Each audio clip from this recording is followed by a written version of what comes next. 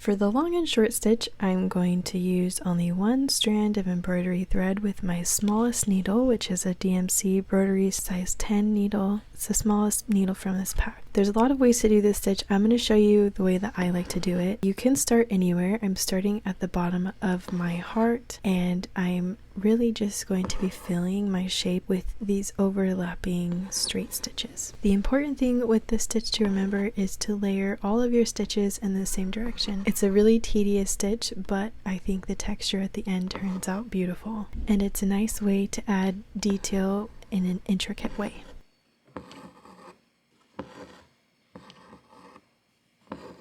As you can see, not all of my stitches are the same length or starting in the same place. I'm really just focusing on filling my entire shape and covering all of the holes created by my needle with my thread. When you're finished, you can knot the back of your fabric, and there you go. Thanks for joining me. Have a great day.